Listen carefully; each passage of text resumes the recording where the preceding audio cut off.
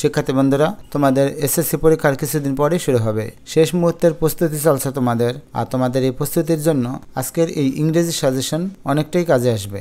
এখন থাকছে English first পেপারের সবচেয়ে কমন সাজেশন, আর এটা সকল বোর্ডের জন্য। শুরুতে একটা সিন প্যাসেজ থাকবে, সে প্যাসেজ থেকে 1 নম্বর প্রশ্নে থাকবে এমসিকিউ এবং 2 নম্বর প্রশ্নে থাকবে আনসারিং কোশ্চেন।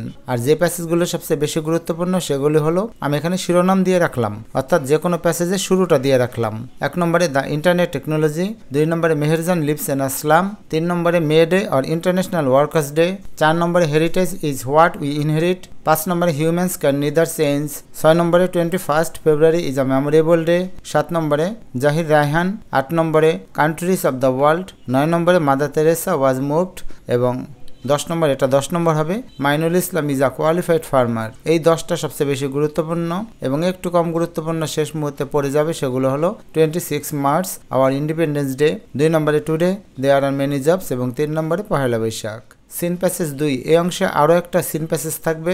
এখান থেকে 3 নম্বর প্রশ্নে থাকবে ফিল ইন দ্য গ্যাপস। শিক্ষার্থী বন্ধুরা, ফিল ইন দ্য গ্যাপস সরাসরি যে প্যাসেজ আছে সেখান থেকে কমন পড়বে না, সিনোনিম বা অ্যান্টোনিম বা সমার্থক শব্দগুলো খুঁজে বের করে তোমাদের বসাতে হবে। যারা ইংরেজি থেকে বাংলা অর্থ অর্থাৎ ভোকাবুলারি ভালো জানে তাদের কিন্তু এই অংশে সবচেয়ে ভালো করার সম্ভাবনা বেশি। সিন প্যাসেজগুলো খুব ভালো মতো পড়ে নিবে, তাহলে এই শূন্যস্থান পূরণ অর্থাৎ ফিল ইন দ্য গ্যাপস এই অংশটা ভালো মতো করতে পারবে। যে প্যাসেজগুলো বেশি গুরুত্বপূর্ণ সেগুলো আমি শিরোনাম দিয়ে দিলাম, এই প্যাসেজগুলো তোমরা টেস্ট পেপারে পেয়ে যাবে। 1 নম্বরে 21 ফেব্রুয়ারি, 2 নম্বরে today there are many jobs, 3 নম্বরে ফিশ পপুলেশন, 4 নম্বরে এয়ার পলিউশন, 5 নম্বরে জাহিদ রায়হান, 6 নম্বরে মাদার তেরেসা, 7 নম্বরে হিউম্যানস ক্যান নিদার, 8 নম্বরে পহেলা বৈশাখ, 9 নম্বরে মেহেরজান, 10 নম্বরে প্রীতিলতা। একটু কম গুরুত্বপূর্ণ, কিন্তু যদি শেষ মুহূর্তে সময় পাও তাহলে এই 3টা প্যাসেজ পড়ে নেবে। লিপি, আ 14-year-old girl, countries of the world, 26 March. এরপর আসবে আনসিন প্যাসেজ, অর্থাৎ আমাদের ইংলিশ ফর টুডের বইয়ের বাইরে থেকে একটা প্যাসেজ আসবে। এখান থেকে 4 নম্বর প্রশ্নে আসবে ইনফরমেশন ট্রান্সফার এবং 5 নম্বর প্রশ্নে সামারি। সামারি অনেকে বানিয়ে লিখতে পারে, আবার অনেকে মুখস্থ করে, আর ইনফরমেশন ট্রান্সফার একেবারেই সহজ। এই অংশে যেহেতু আনসিন প্যাসেজ আসবে, বিশেষ করে কোনো বিখ্যাত মানুষের জীবনী আসবে, তাই এই অংশটা না কমন পড়লেও কোনো সমস্যা হবে না। তার কারণ সবগুলো প্রশ্নের ধরন প্রায় একই রকম হয়। নিয়মকানুন জানা থাকলে এই অংশটা অ্যান্সার করা একেবারেই সহজ। তবুও গুরুত্বপূর্ণ কিছু প্যাসেজের সাজেশন দেওয়া হলো। 1 নম্বরে Albert Einstein, John Milton, Abraham Lincoln, Neil Armstrong, Titanic, doctor Mohammad Shahidullah, Rabindranath Tagore, Jasimuddin, Stephen Hawking, Subhashchandra Bose. একটু কম গুরুত্বপূর্ণ Charles Babbage, the Padma bridge, the Eiffel tower, Steven Paul Jobs, Humayun Ahmed. 6 নম্বর প্রশ্নে আসবে ম্যাসিং। ম্যাসিং সম্পূর্ণ দক্ষতার উপর নির্ভর করে। এই অংশটা কমন পড়ার সম্ভাবনা একেবারেই কম, তবে নিয়মিত প্র্যাকটিস করলে এই অংশে অনেকেরই ভালো করার সম্ভাবনা থাকে। তাছাড়া শত শত ম্যাসিং তো আর পড়া যায় না, এই কারণে গুরুত্বপূর্ণ কিছু ম্যাসিং এখানে দেওয়া হলো, এখানে শিরোনাম আকারে দেওয়া হলো। এই শিরোনামগুলো তোমরা টেস্ট পেপারে পেয়ে যাবে, আর সেই অনুযায়ী তোমরা এগুলো পড়ে ফেলবে। 1 নম্বরে environment pollution, 21 February our independence day, wood was used, Pritilata, people, education, patriotism, democracy এবং ইমেল। একটু কম গুরুত্বপূর্ণ কয়েকটা ম্যাসিং হলো পাংচুয়ালিটি, মোরালিটি, ট্রুথফুলনেস এবং বাংলাদেশ লাইস। 7 নম্বরে আসবে রিঅ্যারেঞ্জিং। রিঅ্যারেঞ্জিং একেবারে সহজ একটা বিষয়, আর সরাসরি কমন না পড়লেও যাদের ইংরেজির দক্ষতা আছে তারা কিন্তু এই ধারাবাহিকতা সহজে খুঁজে বের করতে পারে। বিশেষ করে কোনো মানুষের জীবনে যদি আসে তাহলে ওই রিঅ্যারেঞ্জিংগুলো সহজ হয়ে যায়। আর যদি রিঅ্যারেঞ্জ কমন নাও পড়ে, এটা একটু দেরিতে অ্যান্সার করবে, ভালো মতো আইডিয়া করে নেবে যে কোন লাইনটা থেকে শুরু করা যায়। এই সংক্রান্ত ভিডিও আছে, দেখে নিতে পারো। যে রিঅ্যারেঞ্জগুলো সবচেয়ে বেশি গুরুত্বপূর্ণ সেগুলো হলো Androcles and a slave merchant, doctor Alexander Fleming, Nelson Mandela, Timur and the old women, William Somerset Maugham, Napoleon and a small boy, Rabindranath Tagore, Sher-e-Bangla A K Fazlul হক, শেখ সাদি এবং পাস্তুর অ্যান্ড হিজ ডিসকভারি। এবার চলে আসো মহাগুরুত্বপূর্ণ বিষয়, সেটা হচ্ছে প্যারাগ্রাফ। আমরা অনেকে বিশ্বাস করি যে স্টুডেন্টের প্যারাগ্রাফ কমন পড়ে যায় তার নাকি ইংরেজি পরীক্ষা ভালো হয়। তাছাড়া প্যারাগ্রাফ কমন পড়লে একটু আনন্দ লাগে আর পরীক্ষাও কিন্তু ভালো হয়। যে প্যারাগ্রাফগুলো বেশি গুরুত্বপূর্ণ সেগুলো এখানে দেওয়া হলো, এখান থেকে কমন পড়ার সম্ভাবনা সবচেয়ে বেশি।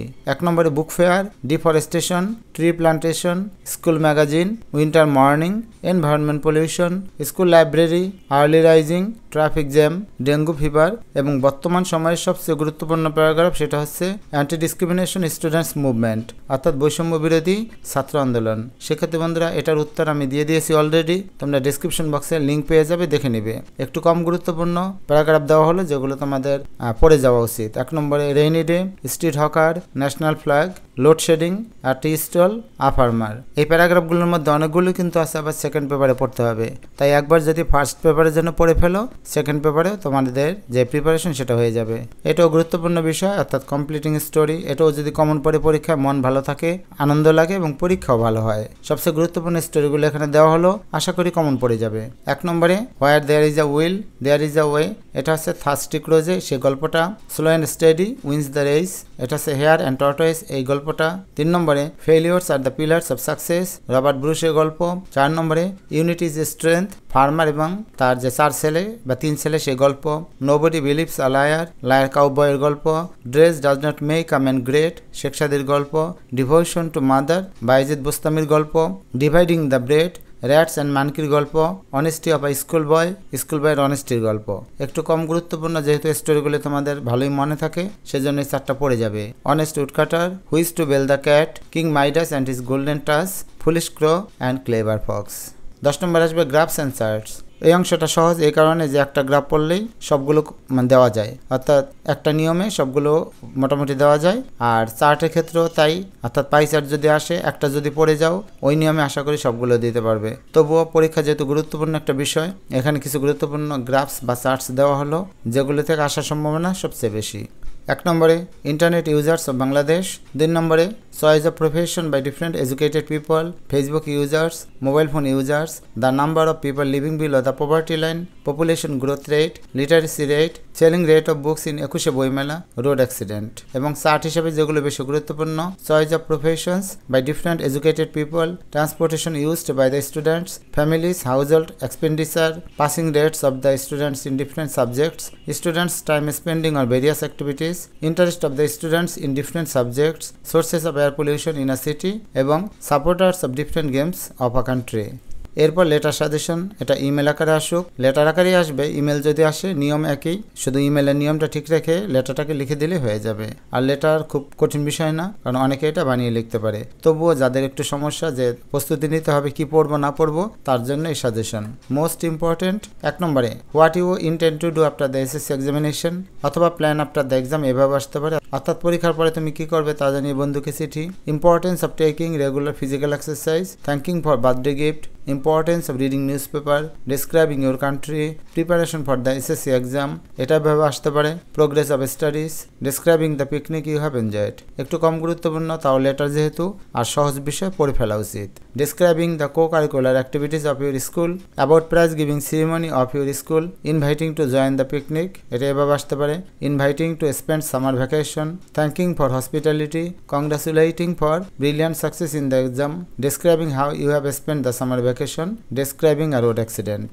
এবং সবার শেষে 12 নম্বরে আসবে ডায়লগ রাইটিং, যেটা অনেকের কাছেই সহজ লাগে। 1 নম্বরে preparation for the coming exam, bad effect of smoking, এটা এভাবে আসতে পারে। Drug addiction, necessity of tree plantation, uses and abuses of mobile phone or internet, importance of learning computer, importance of physical exercise, importance of reading news paper, illiteracy problem in Bangladesh, benefit of early rising, importance of learning English এবং dengue fever. একটু কম গুরুত্বপূর্ণ সেগুলো হলো causes and remedies of road accidents, aim in life, causes and effects of water, air or environment pollution, অর্থাৎ 3 নম্বরটা একভাবে লেখা যাবে। Importance of games and sports, advantages and disadvantages of village life and city life. তো শিক্ষার্থী বন্ধুরা, আশা করি এখান থেকে তোমরা কমন পেয়ে যাবে। চ্যানেলের সাথেই থাকবে। ধন্যবাদ।